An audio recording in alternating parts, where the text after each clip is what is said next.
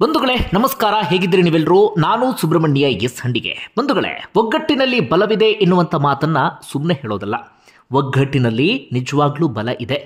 ಈ ಮಾತನ್ನ ಹೇಳೋದಕ್ಕೆ ಕಾರಣ, ಇದೇ ರೀತಿಯಾಗಿ ಒಗ್ಗಟ್ಟಲ್ಲಿ ಹೋರಾಟ ಮಾಡಿದಂತಹ ಕಾರಣಕ್ಕಾಗಿ ದೇವನಹಳ್ಳಿ ಭಾಗದ ರೈತರಿಗೆ ದೊಡ್ಡ ಗೆಲುವು ಸಿಕ್ಕಿದೆ.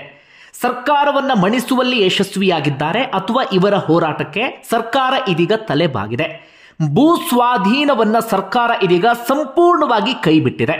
ಇದು ಇತ್ತೀಚಿನ ದಿನಗಳಲ್ಲಿ ನಡೆದಂಥ ಅತಿ ದೊಡ್ಡ ಹೋರಾಟ. ಅಷ್ಟು ಮಾತ್ರ ಅಲ್ಲ, ಹೋರಾಟಕ್ಕೆ ಸಿಕ್ಕಂಥ ಗೆಲುವು. ಇನ್ನೊಂದಷ್ಟು ಮಂದಿಗೆ ಹೋರಾಡೋದಕ್ಕೆ ಇದು ಸ್ಫೂರ್ತಿಯನ್ನು ತುಂಬುತ್ತೆ ಅಂದ್ರೂ ಕೂಡ ತಪ್ಪಾಗ್ಲಿಕ್ಕಿಲ್ಲ. ಏನು ಎತ್ತ ಅನ್ನೋದನ್ನ ನಾನು ಹೇಳ್ತಾ ಹೋಗ್ತೀನಿ, ಯಾಕಂದ್ರೆ ನಾವು ನೀವೆಲ್ಲರೂ ಕೂಡ ಕೇಳಿಸಿಕೊಳ್ಳಲೇಬೇಕಾಗಿರುವಂತಹ ಸುದ್ದಿ ಇದು. ನಮ್ಮಲ್ಲಿ ಅದೆಷ್ಟೋ ಮಂದಿಗೆ ಈ ಹೋರಾಟದ ಕತೆ ಅದಾದ ಬಳಿಕ ಈಗ ಸಿಕ್ಕಿರುವಂಥ ಗೆಲುವಿದೆಯಲ್ಲ, ಉತ್ಸಾಹವನ್ನು ತುಂಬುತ್ತೆ. ಏನು ಅನ್ನೋದನ್ನ ಗಮನಿಸ್ತಾ ಹೋಗೋಣ. ಬಂಧುಗಳೇ, ಬೆಂಗಳೂರಿಗೆ ಅತ್ಯಂತ ಸಮೀಪ ಇರುವಂತಹ ದೇವನಹಳ್ಳಿಯ ಚನ್ನರಾಯಪಟ್ಟಣದ 13 ಗ್ರಾಮ. ಈ 13 ಗ್ರಾಮದಲ್ಲಿ ಹೆಚ್ಚು ಕಡಿಮೆ 1777 ಎಕರೆ ಜಮೀನಿನ ಮೇಲೆ ಸರ್ಕಾರದ ಕಣ್ಣು ಬೀಳುತ್ತೆ. ಅಂದ್ರೆ KIADB ಇದೆಯಲ್ಲ, ಅದರ ಕಣ್ಣು ಬೀಳುತ್ತೆ. ಆ ಜಮೀನಲ್ಲಿ ಏರೋಸ್ಪೇಸ್ ಪಾರ್ಕ್ ಅನ್ನ ಮಾಡೋದಕ್ಕೆ KIADB ಹೊರಡುತ್ತೆ. 2021 ಸಂದರ್ಭದಲ್ಲಿ ಆಗ ಬಿಜೆಪಿ ಸರ್ಕಾರ ಇರುತ್ತೆ, ಪ್ರಾಥಮಿಕ ಅಧಿಸೂಚನೆಯನ್ನ ಹೊರಡಿಸುತ್ತೆ. ಅಷ್ಟು ಮಾತ್ರ ಅಲ್ಲ, ಅಲ್ಲಿದ್ದಂಥ ರೈತರಿಗೆ ಆಮಿಷವನ್ನು ಒಡ್ಡಲಾಗುತ್ತೆ. ನಿಮಗೆ ಪರಿಹಾರವನ್ನು ಕೊಡ್ತೀವಿ, ನಿಮಗೆ ಅದು ಕೊಡ್ತೀವಿ, ಇದು ಕೊಡ್ತೀವಿ ಎನ್ನುವ ರೀತಿಯಲ್ಲಿ. ಆದರೆ ರೈತರು ಅದಕ್ಕೆ ತೀವ್ರವಾದಂಥ ವಿರೋಧವನ್ನು ವ್ಯಕ್ತಪಡಿಸ್ತಾರೆ. ರೈತರ ವಾದ ಏನಾಗಿತ್ತಪ್ಪ ಅಂದ್ರೆ, ಇಲ್ಲಿ ಹೆಚ್ಚು ಕಡಿಮೆ ನಾವು 3,000ಕ್ಕೂ ಅಧಿಕ ರೈತರಿದ್ದೇವೆ. ಇದು ಕೃಷಿಗೆ ಯೋಗ್ಯವಾಗಿರುವಂತಹ ಭೂಮಿ, ನೀರಾವರಿ ಪ್ರದೇಶ. ಇದು ದ್ರಾಕ್ಷಿ ಬೆಳಿತೀವಿ, ಗಂಧ ಬೆಳಿತೀವಿ, ಹೂವು, ಹಣ್ಣು, ತರಕಾರಿ ಎಲ್ಲವನ್ನೂ ಕೂಡ ನಾವು ಬೆಳಿತೀವಿ. ಬೆಳಗ್ಗೆ ಮುಂಚೆ ಆದರೆ ಬೆಂಗಳೂರಲ್ಲಿ ಸಿಗುತ್ತಲ್ಲ ನಿಮಗೆ ಹೂವು, ಹಣ್ಣು, ತರಕಾರಿ ಎಲ್ಲವೂ ಕೂಡ ಬಹುತೇಕ ಈ ಭಾಗದಿಂದಲೇ ಹೋಗ್ತಾ ಇದೆ. ನಮಗಿಲ್ಲಿ ಕೃಷಿ ಮಾಡೋದಕ್ಕೆ ಅವಕಾಶವನ್ನ ಮಾಡಿಕೊಡಿ. ಈಗೇನೋ ನೀವು ಪುಡಿಗಾಸಿನ ಪರಿಹಾರವನ್ನ ಕೊಡ್ತೀರಿ, ನಾವು ಆ ಆಸೆಗೆ ಬಿದ್ದು ಪರಿಹಾರವನ್ನ ತಗೊಂಡು ಬಿಟ್ರೆ ಒಂದು ಸ್ವಲ್ಪ ದಿನಕ್ಕೆ ಆ ಪರಿಹಾರದ ಹಣ ಕರಗಿ ಹೋಗಿಬಿಡುತ್ತೆ. ಅದಾದ ಬಳಿಕ ಇದ್ದಂತ ಜಮೀನನ್ನ ಕಳ್ಕೊಂಡು ನಾವು ಬೀದಿಗೆ ಬೀಳುವಂತ ಪರಿಸ್ಥಿತಿ ಎದುರಾಗುತ್ತೆ. ಈ ಜಮೀನು ಕೃಷಿಗೆ ಯೋಗ್ಯವಾಗಿ ಇಲ್ಲ ಅಂತಾಗಿದ್ರೆ ನಾವೇ ಕೊಡ್ತಾ ಇದ್ವಿ. ಇದು ಕೃಷಿಗೆ ಯೋಗ್ಯವಾಗಿರುವಂತಹ ಜಮೀನು. ಎಲ್ಲಾ ಕಡೆಗಳಲ್ಲೂ ಕೃಷಿಗೆ ಯೋಗ್ಯವಾಗಿರುವಂತಹ ಜಮೀನನ್ನು ನೀವು ವಶಕ್ಕೆ ತೆಗೆದುಕೊಂಡು ಕೈಗಾರಿಕೆ, ಟೆಕ್ ಪಾರ್ಕು, ಅದು ಇದು ಅಂತ ಮಾಡ್ತಾ ಹೊರಟೋಗ್ಬಿಟ್ರೆ ಕೃಷಿ ಮಾಡುವಂತವ್ರು ಯಾರು ಎನ್ನುವ ರೀತಿಯಲ್ಲಿ ರೈತರು ಪ್ರಶ್ನೆಯನ್ನ ಮಾಡ್ತಾರೆ.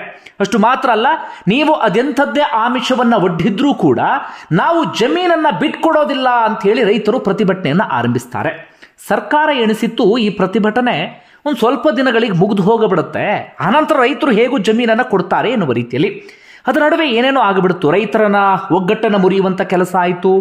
ರೈತರ ಸೋಗಿನಲ್ಲಿ ಒಂದಷ್ಟು ಜನ ಅದರಲ್ಲಿ ತೂರ್ಕೊಳ್ಳುವಂತ ಪ್ರಯತ್ನವನ್ನ ಪಟ್ಟರು. ಇಂಥದ್ದೆಲ್ಲವೂ ಕೂಡ ಆಗ್ತಾ ಇತ್ತು. ಆದರೆ 2022ರಿಂದ ರೈತರು ಪ್ರತಿಭಟನೆಯನ್ನ ಆರಂಭಿಸ್ತಾರೆ. ಮಕ್ಕಳು, ಮಹಿಳೆಯರು ಅನ್ನೋದು ಎಲ್ಲರೂ ಕೂಡ ಪ್ರತಿಭಟನೆಯಲ್ಲಿ ಭಾಗಿಯಾಗೋದಕ್ಕೆ ಶುರು ಮಾಡ್ಕೊಳ್ತಾರೆ. 2022ರಿಂದ ನಿನ್ನೆಯವರೆಗೂ ಅಂದ್ರೆ ಹೆಚ್ಚು ಕಡಿಮೆ 3 ವರ್ಷಗಳ ಕಾಲ, 1000ಕ್ಕೂ ಅಧಿಕ ದಿನಗಳ ಕಾಲ ನಿರಂತರವಾದಂಥ ಹೋರಾಟ, ಪ್ರತಿಭಟನೆ ಎಲ್ಲವನ್ನೂ ಕೂಡ ಮಾಡ್ತಾರೆ. ಇವರ ಪಟ್ಟಿದ್ದು ಇಷ್ಟೇ, ನಾವು ಯಾವುದೇ ಕಾರಣಕ್ಕೂ ಜಮೀನನ್ನು ಬಿಟ್ಕೊಡೋದಿಲ್ಲ ಅಂತ ಹೇಳಿ. ಇನ್ನು ಸರ್ಕಾರದ ಈ ಸೋಗಲಾಡಿತನ ಹೇಗೆ ಅಂದ್ರೆ, ಈ ಹಿಂದೆ ಸಿದ್ದರಾಮಯ್ಯವರು ಪ್ರತಿಪಕ್ಷ ನಾಯಕರಾಗಿದ್ದ ಸಂದರ್ಭದಲ್ಲಿ ಈ ರೈತರ ಹೋರಾಟಕ್ಕೆ ಸಾಥ್ ಕೊಟ್ಟಿದ್ರು. ನಾನು CM ಆಗ್ಬಿಟ್ರೆ ಹಾಗೆ ಮಾಡ್ತೀನಿ, ಹೀಗೆ ಮಾಡ್ತೀನಿ ಅಂದಿದ್ರು. ಅದಾದ ಬಳಿಕ ಸಿದ್ದರಾಮಯ್ಯವರು CM ಆಗ್ತಾ ಇದ್ದ ಹಾಗೆ ಇವರು ಕೂಡ ಪಟ್ಟು ಹಿಡಿದು ಕುತ್ಕೊಂಡಿದ್ರು. ಅವತ್ತು ಆ ರೀತಿಯಾಗಿ ಮಾತನಾಡಿದಂಥ ಸಿದ್ದರಾಮಯ್ಯವರು ಅದಾದ ಬಳಿಕ ಇವರೇ ಪಟ್ಟು ಹಿಡಿದು ಕುತ್ಕೊಂಡಿದ್ರು. ಇಲ್ಲ, ಜಮೀನನ್ನು ನಾವು ವಶಕ್ಕೆ ತೆಗೆದುಕೊಳ್ತೀವಿ, ಈ ಜಮೀನನ್ನು ನಾವು ಏರೋಸ್ಪೇಸ್ ಪಾರ್ಕ್ ಮಾಡಬೇಕು ಅಂತ ಹೇಳಿ. ಅದರಲ್ಲೂ ಕೂಡ MB ಪಾಟೀಲ್ರಂತೂ ಬಹಳ ಉತ್ಸಾಹವನ್ನು ತೋರೋದಕ್ಕೆ ಶುರು ಮಾಡ್ಕೊಂಡಿದ್ರು. ಹೋರಾಟಗಾರರನ್ನೇ ಅನುಮಾನಿಸ್ತಾ ಇದ್ರು, ಅವ್ರು ರೈತರೇ ಅಲ್ಲ ಎನ್ನುವಂತ ಮಾತನ್ನು ಹೇಳ್ತಾ ಇದ್ರು. ಹಾಗೆ ಹೀಗೆ ಎನ್ನುವಂತ ಒಂದಷ್ಟು ಮಾತುಗಳೆಲ್ಲವೂ ಕೂಡ ಕೇಳಿ ಬರ್ತಾನೆ ಇತ್ತು. ಆದ್ರೆ ರೈತರು ಮಾತ್ರ ಪಟ್ಟು ಹಿಡಿದು ಕುತ್ಕೊಂಡಿದ್ರು. ಜೊತೆಗೆ ಏನೇ ಆಮಿಷವನ್ನ ಒಡ್ಡಿದ್ರು ಕೂಡ ಅವರ ಒಗ್ಗಟ್ಟಿನಲ್ಲಿ ಸಮಸ್ಯೆ ಆಗಿರಲಿಲ್ಲ. ಅವರೆಲ್ಲರೂ ಕೂಡ ಒಗ್ಗಟ್ಟಾಗಿ ಕುತ್ಕೊಂಡಿದ್ರು. ಅಂತಿಮವಾಗಿ ಈ ಹೋರಾಟದಲ್ಲಿ ನಟ ಪ್ರಕಾಶ್ ರಾಜ್ ಸೇರಿದಂತೆ ಸಾಕಷ್ಟು ಮಂದಿ ಭಾಗಿಯಾಗ್ತಾರೆ. ಈ ಹೋರಾಟ ಇನ್ನಷ್ಟು ತೀವ್ರಗೊಳ್ಳುತ್ತೆ. ಈ ಹೋರಾಟವನ್ನು ರಾಷ್ಟ್ರ ಮಟ್ಟದಲ್ಲಿ ವಿಸ್ತರಿಸುವಂತ ಪ್ರಯತ್ನವೂ ಕೂಡ ನಡೆಯುತ್ತೆ. ಸರ್ಕಾರಕ್ಕೂ ಕೂಡ ಬಿಸಿ ತಟ್ಟೋದಿಕ್ಕೆ ಆರಂಭ ಆಗಿಬಿಡುತ್ತೆ. ರೈತರು ತಮ್ಮ ಪಟ್ಟನ್ನ ಸಡಿಲಿಸಲೇ ಇಲ್ಲ. ಅಂತಿಮವಾಗಿ ಇವತ್ತು CM ಸಿದ್ದರಾಮಯ್ಯನವರ ಜೊತೆಗೆ ವಿಧಾನಸೌಧದಲ್ಲಿ ರೈತರು ಹಾಗೆ ಹೋರಾಟಗಾರರು ಹಾಗೆ ಮುಖ್ಯಮಂತ್ರಿಗಳ ಸಭೆ ಇತ್ತು. ಅಂತಿಮವಾಗಿ ಮುಖ್ಯಮಂತ್ರಿಗಳು ಭೂ ಸ್ವಾಧೀನವನ್ನ ಸಂಪೂರ್ಣವಾಗಿ ರದ್ದುಗೊಳಿಸಿದ್ದಾರೆ. ನಿಮ್ಮ ಜಮೀನನ್ನ ವಶಕ್ಕೆ ತೆಗೆದುಕೊಳ್ತಿಲ್ಲ ಎನ್ನುವಂತ ಸ್ಪಷ್ಟನೆಯನ್ನ ಕೊಟ್ಟಿದ್ದಾರೆ. ಈ ಮೂಲಕ ಇದೀಗ ಹೋರಾಟಗಾರರಿಗೆ ಅತಿ ದೊಡ್ಡ ಗೆಲುವು ಸಿಕ್ಕಂತಾಗಿದೆ. ನಾನು ಕೂಡ ಈ ವಿಚಾರಕ್ಕೆ ಸಂಬಂಧಪಟ್ಟ ಹಾಗೆ ಹಿಂದೆ ಸುದ್ದಿಯನ್ನು ನಿಮ್ಮ ಮುಂದೆ ಇಟ್ಟಿದ್ದೆ. ರೈತರ ಮಾತು ಏನು ಅನ್ನೋದನ್ನು ನಿಮಗೆ ಕೇಳಿಸುವಂಥ ಕೆಲಸವನ್ನು ಮಾಡಿದ್ದೆ. ಕೊನೆಗೂ ಇದೀಗ ರೈತರಿಗೆ ಗೆಲುವು ಸಿಕ್ಕಿದೆ. ಒಂದೊಳ್ಳೆ ಹೋರಾಟ, ಇತ್ತೀಚೆಗೆ ನಡೆದಂಥ ಒಂದು ನಾವು ನೆನಪಿನಲ್ಲಿ ಇಟ್ಕೊಳ್ಬೇಕಾಗಿರುವಂಥ ಹೋರಾಟ, ಜೊತೆಗೆ ಆ ಹೋರಾಟಕ್ಕೆ ಇದೀಗ ಅದ್ಭುತವಾದಂಥ ಗೆಲುವು ಕೂಡ ಸಿಕ್ಕಿದೆ. ಬಂಧುಗಳೇ, ನಿಮ್ಗೆ ಏನಿಸ್ತದೆ ಅದನ್ನು ಕಮೆಂಟ್ ಬಾಕ್ಸಲ್ಲಿ ಮೆನ್ಷನ್ ಮಾಡಿ. ಜೊತೆಗೆ ಈ ರೈತರ ಪ್ರಬುದ್ಧತೆ ಹೇಗಿತ್ತು ಅದನ್ನು ನೀವು ಕೇಳಿಸ್ಕೊಳ್ಳಿ. ನಾನು ಒಂದಷ್ಟು ಜನ ರೈತರನ್ನು ಮಾತಾಡಿಸಿದ್ದೆ, ಹೋರಾಟಗಾರರ ಮಾತಾಡಿಸಿದ್ದೆ, ಅದನ್ನು ಮತ್ತೊಮ್ಮೆ ಕೇಳಿಸ್ಕೊಳ್ಳಿ. ಅವರ ಪ್ರಬುದ್ಧತೆಯ ಮಾತುಗಳು ನಿಮ್ಗೆ ಅರ್ಥ ಆಗುತ್ತೆ. ಧನ್ಯವಾದ. ಒಟ್ಟು 800 ಕುಟುಂಬ ಈಗ 1777 ಎಕರೆ ಇವರು ಅಕ್ವೈರ್ ಮಾಡ್ತಾರೆ ಜಾಗದಲ್ಲಿ 800 ಕುಟುಂಬ ಇದೆ. ಸುಮಾರು ಜನ ಅದರಲ್ಲಿ ಅರ್ಧ ಎಕರೆ 1 ಎಕರೆ ಇರೋರು. ಎಲ್ಲರೂ ನಮ್ಮ ಕಡೆ ಹೇಗೆ ಅಂತಂದರೆ ಇದು ಹಸುಗಳು ಸಾಕ್ತಾರೆ, ತರಕಾರಿ ಬೆಳೀತಾರೆ, ಹೂವು ಹಣ್ಣು ಬೆಳೀತಾರೆ. ಮತ್ತು ಅವ್ರಿಗೆ ಬೇರೆ ಕೆಲಸ ಮಾಡಿ ಗೊತ್ತಿಲ್ಲ, ಸ್ವಾಭಿಮಾನದಿಂದ ಬದುಕ್ತಾರೆ. ಅವ್ರಿಗೆ ಬೇರೆ ಕೆಲಸ ಮಾಡಿ ಗೊತ್ತಿಲ್ಲ. ಈಗ ನಮ್ಮ ಭೂಮಿ ಕಿತ್ಕೊಂಡ್ಬಿಟ್ರೆ, ನಮ್ಮ ರೈತರಿಗೆ ಹಣ ಕೊಟ್ಟರೆ ಅವರು ಅದನ್ನು ಹೆಂಗೆ ಬಳಸ್ಬೇಕು ಅನ್ನೋದು ಗೊತ್ತಿಲ್ಲ. ಒಂದು ವರ್ಷದ ಒಳಗಡೆ ಎಲ್ಲ ಕ್ಲೀನ್ ಮಾಡ್ಕೊಂಡ್ಬಿಡ್ತಾರೆ. ಕ್ಲೀನ್ ಮಾಡಿ ಮತ್ತೆ ಅವರು ಕೂಲಿಗೆ ಹೋಗ್ಬೇಕು. ಕೂಲಿಗೆ ಎಲ್ಲೋ ಹೋಗ್ಬೇಕು? ಫ್ಯಾಕ್ಟ್ರಿಗೆ ಹೋಗ್ಬೇಕು. ಫ್ಯಾಕ್ಟ್ರಿಯಲ್ಲಿ ಏನು ಕೆಲಸ ಕೊಡ್ತೀರಿ ನೀವು? ನಿಮಗೆ ಏನು ಕೆಲಸ ಕೊಡ್ತೀರಿ? ವಾಚ್ಮ್ಯಾನ್ ಕೆಲಸನೋ ಟೈಲೆಟ್ ತೊಳೆಯೋ ಕೆಲಸನೋ ಕೊಡ್ತಾರೆ. ನಾವು ಯಾಕೆ ಕೊಡ್ತಾ ಇಲ್ಲ ಈ ಭೂಮಿ ಅಂತಂದರೆ, ಈ ಭೂಮಿನ ಇವರು 1777 ಎಕರೆ ಅಷ್ಟು ಕೃಷಿ ಭೂಮಿ.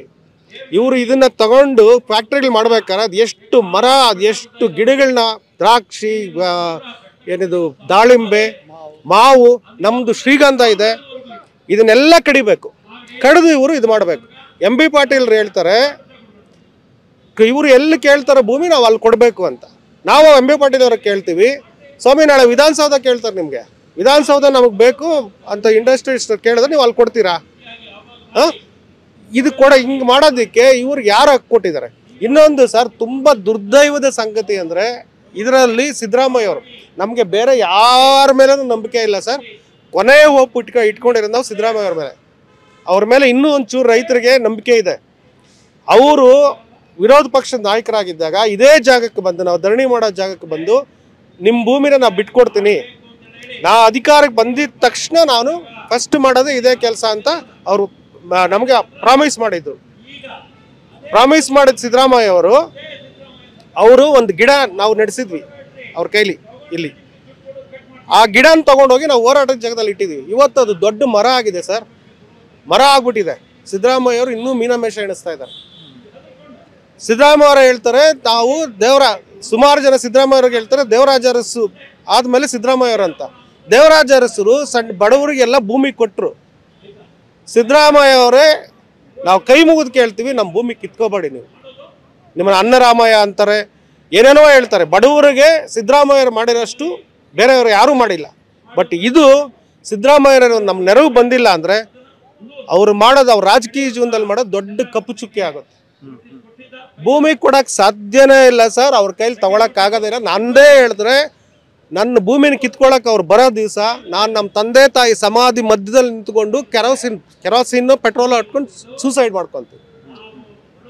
ಇದು ನಾವು ಮಾಧ್ಯಮಗಳ ಮುಂದೆ ಹೇಳ್ತಾ ಇದ್ವಿ, ಇದು ರೆಕಾರ್ಡ್ ಮಾಡಿ ಇಟ್ಕೊಳ್ಳಿ. ಇದು ಹಾಗೇ ಆಗುತ್ತೆ. ನಮಗೆ ನಮ್ಮ ಭೂಮಿ ಏನಾದರೂ ಹೋದ್ರೆ, ನಮ್ಮ ತಂದೆ ತಾಯಿ ಸಮಾಧಿನ ಅಲ್ಲಿಂದ ತೆಗೆದ್ರೆ ಅದು ನನ್ನ ಹೆಣದ ಜೊತೆ ತೆಗಿಬೇಕು. ಈ ಥರದ್ದು ನಾವೊಬ್ಬರೇ ಇಲ್ಲ ಸರ್, ಒಂದು 20-30 ಕುಟುಂಬ ಈ ಥರ ಇದೆ. ಮನೆಗಳು ಕಟ್ಕೊಂಡಿದ್ದಾರೆ, ಸಣ್ಣ ಸಣ್ಣ ಮನೆ ಕಟ್ಕೊಂಡಿದ್ದಾರೆ. ಏನೂ ನೋಡಲ್ಲ ಸರ್ ಇವರು, ಏನೂ ನೋಡಲ್ಲ. ಇದು ದಂಧೆ, ಕಬ್ಜಾ ಅಂತಾರೆ. ಇದಕ್ಕೆ ಕಬ್ಜಾ ಅಂತಾರೆ. ಈ ಭೂಮಿ ಇದು ತಗೊಳ್ಳಿ, ಇದು ನನಗೆ ಬೇಕು ಅಂದರೆ ನಾವು ಬಿಟ್ಟು ಹೋಗ್ಬೇಕು. ಆ ಥರ ಮಾರ್ಕೊಳ್ಳಂಗಿದ್ದಿದ್ರೆ ಯಾವಾಗ ಮಾರ್ಕೋಬೋದಿತ್ತಲ್ಲ ಸರ್. ನಾವು ಈಗೆಲ್ಲ ಬೆಂಗಳೂರಿಗೆ ಹತ್ತಿರ ಆಗಿರೋದ್ರಿಂದ ನಮ್ಮ ಕಡೆ ರೈತರು ಅನುಕೂಲವಾಗಿದ್ದಾರೆ. ಯಾಕಂದರೆ ನಮ್ಮ ಟ್ರಾನ್ಸ್ಪೋರ್ಟೇಷನ್ ತುಂಬ ಈಸಿ. ಅನುಕೂಲ ಇಲ್ದಿದ್ದ ಕಾಲದಲ್ಲೇ ನಮ್ಮ ತಂದೆ ತಾಯಿ ಬಡತನದಲ್ಲೇ ಭೂಮಿಗಳು ಉಳಿಸ್ಕೊಂಬಂದಿರೋರು. ಈಗ ನೀವೆಲ್ಲ ಅನುಕೂಲ ಇರೋವಾಗ ನೀವು ಬಂದು ನಮ್ಮ ಭೂಮಿ ಕಿತ್ಕೋತೀವಿ ಅಂತಂದರೆ ಸರ್ ಏನು ಉದ್ಯೋಗ, ಇದು ಏನು ಫ್ಯಾಕ್ಟ್ರಿಗಳು ಮಾಡಲ್ಲ. ಈಗ ಫಸ್ಟ್ ಫೇಸಲ್ಲಿ ಅಕ್ವೈರ್ ಮಾಡಿರೋ ಲ್ಯಾಂಡಲ್ಲಿ ಬರೀ 20% ಫ್ಯಾಕ್ಟ್ರಿ ಬಂದಿದೆ, ಒಂದು 3 ಫ್ಯಾಕ್ಟ್ರಿ ಬಂದಿದೆ. ಇನ್ನೆಲ್ಲ ಅವ್ರಿಗೆ ಬೇಕಾದವ್ರಿಗೆ ಅಲಾಟ್ ಮಾಡಿದ್ದಾರೆ, ಅವ್ರು ಶೆಡ್ಗಳು ಕೊಟ್ಟಿದ್ದಾರೆ. ಆ ಥರ ಶೆಡ್ಗಳು ನಮ್ಮ ರೈತರು ಕಟ್ತಾರೆ. ಕೋಳಿ ಫಾರಮ್ಗಳ ಥರ ಶೆಡ್ಗಳು ಕಟ್ಟಿದ್ದಾರೆ. ಸುಮಾರು ಜನ ಫರೈರ್ ಅಂತ ಹಾಕಿದ್ದಾರೆ, ಅಂದರೆ ಬಾಡಿಗೆಗೆ ತೊಗೊಳ್ಳಿ ಅಂತ. ಇಂಡಸ್ಟ್ರಿಯಲಿಸ್ಟ್ ನಾನು ಇಂಡಸ್ಟ್ರಿ ಮಾಡ್ತೀನಿ ಅಂತ ತೊಗೊಳ್ಳೋದು, ಬಾಡಿಗೆಗೆ ಹಾಕೋದು, ಇದು ರಿಯಲ್ ಎಸ್ಟೇಟು. ಇದನ್ನು ನಾವು ತುಂಬ ವಿರೋಧಿಸ್ತೀವಿ ಸರ್. ಇದು ಆಗೋದೇ ಇಲ್ಲ. ದಯವಿಟ್ಟು 4ನೇ ತಾರೀಕು ಸಿದ್ದರಾಮಯ್ಯ ಅವರು ನಮ್ಮ ಪರವಾಗಿ ತಗೊಳ್ಳೇಬೇಕು, ನಿರ್ಣಯ ತಗೊಳ್ಳೇಬೇಕು. ನಮ್ಮನ್ನ ಉಳಿಸ್ಬೇಕು ಸರ್, 800 ಕುಟುಂಬನ ಉಳಿಸ್ಕೊಡ್ಬೇಕು. ಸರ್, ಈಗ ವೈಯಕ್ತಿಕವಾಗಿ ನಿಮ್ಮ ವಿಚಾರ ಹೇಳೋದಾದ್ರೆ, ನೀವು ಭೂಮಿಲಿ ಏನ್ ಬೆಳೆದಿದ್ದೀರಿ, ಅಲ್ಲಿ ಸಮಾಧಿ ಏನಾದ್ರೂ ಇದೆಯಾ, ಆ ಭೂಮಿ ಜೊತೆಗೆ ನಿಮ್ಗೆ ಯಾವ ರೀತಿ ಭಾವನೆ ಇದೆ ಅಂತ? ಸರ್ ಅದೇ ಹೇಳಿದ್ನಲ್ಲ, ನಾವು ಆಕ್ಚುಲಿ ನಾವು ಇಬ್ರು ಅಣ್ಣ ತಮ್ಮಂದ್ರು. ನಮ್ಮ ಅಣ್ಣವರು ಊರಲ್ಲಿದ್ರು, ನಾನು ಆಕ್ಚುಲಿ ಚಿಕ್ಕ ಮಟ್ಟಿಗೆ ಬಿಸ್ನೆಸ್ ಮಾಡ್ತಾ ಇದ್ದೆ.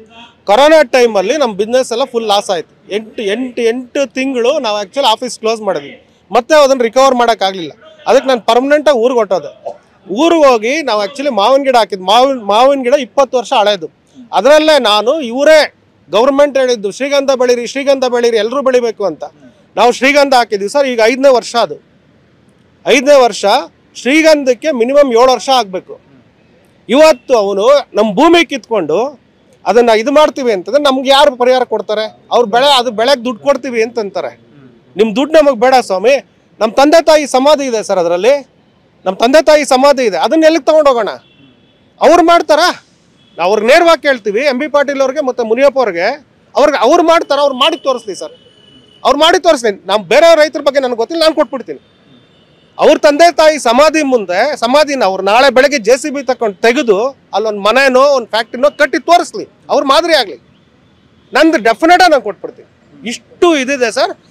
ನಾನು ಹೇಳ್ತಿದ್ದೀನಲ್ಲ, ನೀವು ಬರೆದು ಇದು ವಿಡಿಯೋನ ಹಂಗೆ ಇಟ್ಕೊಂಡಿರಿ ಸರ್.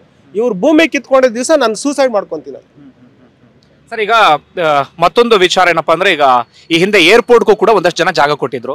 ಆ ಏರ್ಪೋರ್ಟ್ಗೆ ಜಾಗ ಕೊಟ್ಟಿರೋ ಸ್ಥಿತಿ ಹೇಗಿದೆ ಅಂತ ಈಗ ಇವ್ರು ಹೇಳ್ತಾರೆ ಸರ್.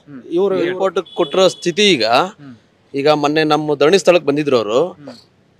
3 ಊರು, ಅರ್ಶನಗುಂಟೆ, ಬಾವಾಪುರ, ಇನ್ನೊಂದು ಊರಿದೆ. ಆ 3 ಪೂರ್ತಿ ಏರ್ಪೋರ್ಟ್ ಇಂದ ಸ್ಥಳಾಂತರ ಮಾಡಿದ್ರು. ನಮ್ಮೂರ್ ಪಕ್ಕನೇ ಇದೆ.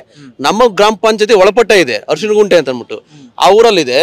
ಅವರು ಏರ್ಪೋರ್ಟ್ಗಿಂತ ಮುಂಚೆ ಹೋಗಿದ್ದರು, ಜಮೀನ್ದಾರ್ ಆಗಿದ್ದರು, 10 ಆಳು ಕುಟುಂಬಕ್ಕೆ ಸಾಕ್ತಾ ಇದ್ದರು, 100 ಆಳಕ್ಕೆ ವ್ಯವಸಾಯ ಮಾಡಿ ಸಾಕ್ತಾ ಇದ್ದಾರಂತೂ. ಇವತ್ತಲ್ಲಿ ಬಸ್ಗಳಿಗೆ ಡ್ರೈವರ್ ಕೆಲ್ಸಕ್ಕೆ ಹೋಗ್ತಾರೆ, ಕಂಡಕ್ಟರ್ ಕೆಲ್ಸಕ್ಕೆ ಹೋಗ್ತಾರೆ, ಜೋಳದ ಕೂಲಿ ಕೆಲ್ಸಕ್ಕೆ ಹೋಗ್ತಾರೆ. ಅಲ್ಲೇ ಇರ್ತಕ್ಕಂಥ ಕಾರ್ಖಾನೆಗಳಿಗೆ ಹೆಣ್ಮಕ್ಳು ಕೆಲ್ಸಕ್ಕೆ ಹೋಗ್ತಾರೆ, ಗಂಡು ಮಕ್ಕಳು ಅಲ್ಲಿ ವಾಚ್ಮ್ಯಾನ್ ಕೆಲಸಕ್ಕೆ, ಅಲ್ಲೇನು ಆಚೆ ಕಡೆ ನಮ್ಮ ತೋಟಗಾರಿಕೆ ಇದಿರ್ತದೆ ಅಲ್ಲಿ ಇದು ಕೆಲ್ಸಕ್ಕೆ ಹೋಗ್ತಾರೆ. ಈ ಮಟ್ಟಕ್ಕೆ ಬಂದಿದೆ. ದಯವಿಟ್ಟು ಅವ್ರ ಅಳುವು ನೋಡಿದ್ರೆ ಖಂಡಿತ, ಅಲ್ಲಿ ಗ್ರೌಂಡ್ ರಿಪೋರ್ಟ್ ಆಗಿ ನೋಡಿದ್ರೆ ಖಂಡಿತ ಅವ್ರಿಗೆ ಬಂದಿರೋ ಸ್ಥಿತಿ ಯಾರಿಗೂ ಬಂದಿಲ್ಲ ಸರ್. ಅಷ್ಟು ಸ್ಥಿತಿ ಇಲ್ಲಿದೆ. ಅದರಿಂದ ಈ ಈಗ ತಗೊಂಡ್ರು ಅದೇ ಸ್ಥಿತಿ ನಮ್ಮ ರೈತರಿಗೆ ಬರೋದು.